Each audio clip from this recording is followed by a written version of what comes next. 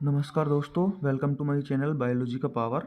आज हम पढ़ेंगे शॉक के बारे में। शॉक क्या होता है? शॉक एक ऐसी अवस्था होती है जिसमें ब्लड अपने किसी भी ऑर्गन को अगर नहीं पहुंचता है तो शॉक की कंडीशन होती है, जिससे हमारी सेल डेथ हो जाती है या फिर टिश्यू डेथ हम बोल सकते हैं, टिश्यू परफ्यूजन हम बोल सकते हैं।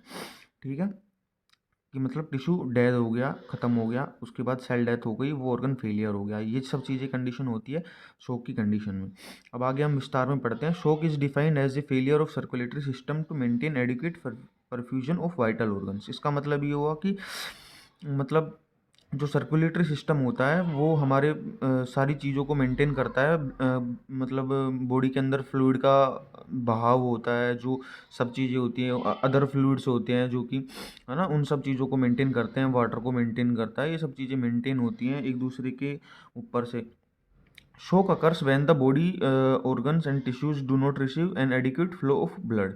इसका मतलब क्या हुआ कि मतलब शॉक की कंडीशन जब होती है जब बॉडी के किसी भी ऑर्गन या टिश्यू को मात्रा में ब्लड नहीं मिलेगा। और ब्लड नहीं मिलेगा तो क्या होगा? कोई भी चीज़ नहीं मिलेगी उसको, ऑक्सीजन नहीं मिलेगा, कोई भी न्यूट्रिएंट्स नहीं मिलेंगे, कोई भी जो ज़रूरत की चीज़ होती है ना, वो सब चीज़ें उसको मिलेंगी नहीं। तो उसका मतलब क्या होगा? सेल का मेटाबॉलिज्म बंद हो जाएगा। सेल का मेटाबॉलिज्म बंद हो गया तो मतलब सेल डेथ हो गई। सेल डेथ होने से क्या होगा? Group of cells called tissue.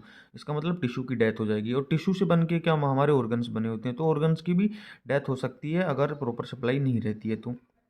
और शॉक एक मेडिकल इमरजेंसी है, जिस रिजल्ट का मतलब उस शॉक की कंडीशन एक इमरजेंसी कंडीशन होती है जिसमें आदमी की डेथ भी हो सकती है, वो मर भी सकता है।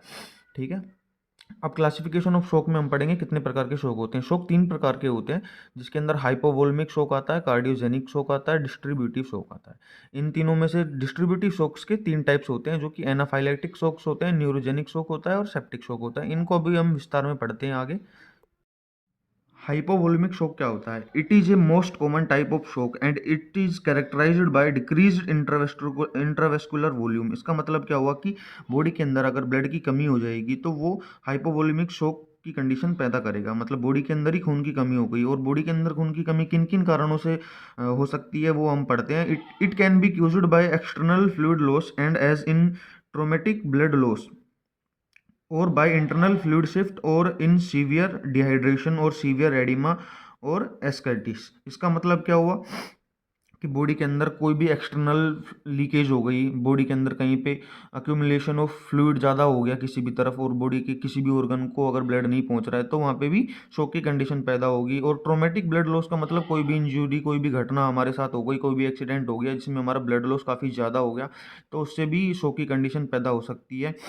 और बाय इंटरनल फ्लूइड शिफ्ट, अगर बॉडी का फ्लूइड एक जगह पे बैलेंस नहीं है, जो कि हर सेल्स के बाहर और अंदर फ्लूइड प्रेजेंट होता है, और अगर कोई भी फ्लूइड इधर से उधर होएगा तो कहीं ना कहीं इफेक्ट होएगा उस चीज़ का। और सीवियर डिहाइड्रेशन, डिहाइड्रेशन होएगा तो हमारे ब्लड की वॉल्यूम कम हो जाएगी। ऑब्वियस सी बात है, ज़्यादा डिहाइड्रेशन से पानी की कमी होगी। और ऑब्वियस सी बात है, आप सबको पता होगा कि पानी से ही हमारा शरीर पूरा बना हुआ होता है। सीवियर एडिमा का मतलब होता है कि बहुत ज़्यादा सूजन हो जाना कहीं पे भी। अगर सूजन ज़्यादा हो जाएगी तो हमारी जो आर्टरीज और जो वेन्स हैं वो काफ़ी सिकुड़ जाएंगी और प्रॉपर मात्रा में कहीं पे भी ब्लड नहीं पहुंचा पाएंगे। और ब्लड नहीं पहुंच रहा है तो कोई भी न्यूट्रिएंट्स, कोई भी ऑक्सीजन, कोई भी एनीथिंग जो भी सप्लाई होता है बॉडी के अंदर, कोई भी दवाई से लेके हर चीज़ तक वो ब्लड ही करता है। तो ब्लड एक बहुत इंपॉर्टेंट चीज़ है हमारी बॉडी के लिए। Decreased blood volume result in decreased tissue perfusion. इसका मतलब आप समझ ही रहे हो मैं क्या कहना चाहता हूँ, कि इसका मतलब ये होगा कि डिक्रीज्ड वॉल्यूम ऑफ ब्लड क्या करेगा हमारी बॉडी के अंदर? टिश्यू डेथ करेगा। उसके आगे हम अगला पार्ट पढ़ते हैं, कार्डियोजेनिक शॉक। कार्डियोजेनिक शॉक क्या होता है? कार्डियोजेनिक शॉक में हमारे हार्ट की एबिलिटी जो होती है, हार्ट की एबिलिटी जो होती है पंप करने की ब्लड को, वो कम हो जाती है और हार्ट ढंग से ज़्यादा मात्रा में पंप नहीं कर पाता है। ठीक है, और उससे क्या होगा? वही चीज़ होगी जो अभी मैंने आपको बताई, कि सेल डेथ होगी और टिश्यू डेथ होगी और सब मतलब शॉक की कंडीशन पैदा होगी। और उसके बाद अगला आता है हमारा डिस्ट्रीब्यूटिव शॉक। डिस्ट्रीब्यूटिव शॉक क्या होता है? डिस्ट्रीब्यूटिव शॉक में मतलब क्या होता है? इसको बोलते हैं एक तो वैसोजेनिक शॉक, इसका दूसरा नाम है वैसोजेनिक शॉक। और उसके बाद क्या होगा कि मतलब जो ब्लड वेसल्स होती हैं वो काफ़ी लूज हो जाती हैं इसमें। मतलब लूज मतलब एक तो बड़ा पाइप में अगर हम 5 लीटर वो रखेंगे और एक पतले पाइप में अगर हम 5 लीटर खून रखेंगे, तो दोनों में ज़्यादा ज़्यादा ज़्यादा पाइप कौन सा चाहिएगा हमको? पतला वाला ज़्यादा पाइप लगेगा। उसी तरीके से अगर हमारी जो वेसल्स हैं वो ज़्यादा लूज हो जाएंगी तो उनके अंदर ब्लड की मात्रा ज़्यादा हो जाएगी और वो सही से पंप नहीं होंगे और बॉडी आगे आगे जो ऑर्गन्स होंगे उनको कम मात्रा में खून पहुंचेगा और ब्लड पहुंचेगा, तो क्या होगा, वही चीज़ जो मैंने आपको बताई, सेल डेथ और शोक की कंडीशन पैदा होगी। हम पढ़ते हैं एनाफाइलेक्टिक शोक। एनाफाइलेक्टिक शोक का मतलब क्या होता है, एलर्जेटिक रिएक्शन होते हैं। एलर्जेटिक रिएक्शन हमें किसी भी चीज़ से हो सकता है जिसके अंदर में बहुत सारी प्रॉब्लम्स बॉडी के अंदर देखने को मिलती हैं, जैसे कि दवाइयों वगैरह। किसी किसी को खाने पीने से भी एलर्जी होती है, कोई बाजरे की रोटी नहीं खाता है, कोई गेहूँ नहीं खाता है। और इनकम्पेटेबल ब्लड का मतलब क्या होता है, इनकम्पेटेबल ब्लड का मतलब ये होता है कि जैसे कि मेरा ब्लड ग्रुप ए है और मुझे कोई अगर दूसरा ए बी ब्लड ग्रुप चढ़ा दिया जाए तो मेरी बॉडी के अंदर रिएक्शन हो जाएगी, तो उससे भी शोक की कंडीशन पैदा होगी, क्योंकि पूरा ब्लड खराब हो जाएगा और बॉडी के अंदर रिएक्शन हो जाएंगी और जो जो फंक्शनिंग होगी ब्लड की वो रुक जाएगी, और ताकि और वो भी शोक की कंडीशन पैदा करता है। विनोम यानी जहर, वो भी हमारी सेल्स को डेथ करता है और ब्लड के अंदर जाने के बाद ब्लड सेल्स वगैरह डैमेज हो जाती है, तो उससे भी हमारी बॉडी के अंदर शोक की कंडीशन पैदा होती है। उसके बाद हम दूसरा पार्ट पढ़ते हैं, न्यूरोजेनिक शोक। ये सब हम किसके बाद पार्ट पढ़ रहे हैं, डिस्ट्रीब्यूटिव शोक्स के पार्ट्स पढ़ रहे हैं, ठीक है, जो उनके 3 टाइप होते हैं, उसमें से दूसरा टाइप, पहला टाइप हमने पढ़ लिया एनाफाइलेक्टिक शोक होता है, दूसरा टाइप हम पढ़ ही रहे हैं न्यूरोजेनिक शोक होता है।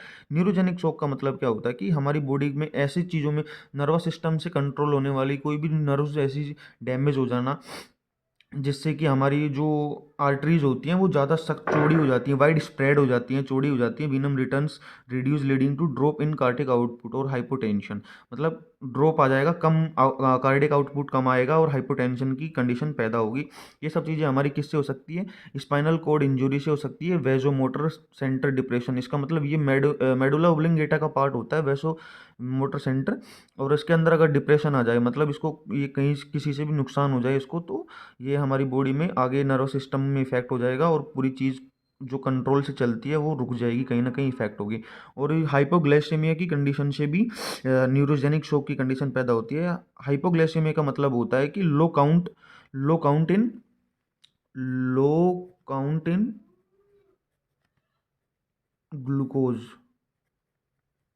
और ये कहाँ पे, हमारे ब्लड के अंदर में, हमारे ब्लड के अंदर में अगर लो काउंट ऑफ ग्लूकोज पाया जाएगा तो वो हाइपोग्लाइसीमिया की कंडीशन होती है और वो भी न्यूरोजेनिक शोक कंडीशन पैदा करता है।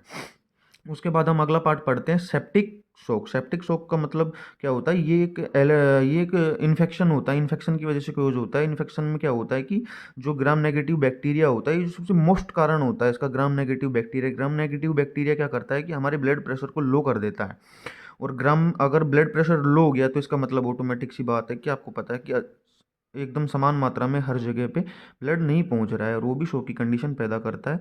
और इसके अंदर तो ऑर्गन फेलियर के भी चांसेस बनते हैं। ऐसे ही अच्छी वीडियोस देखने के लिए चैनल को सब्सक्राइब करें। धन्यवाद।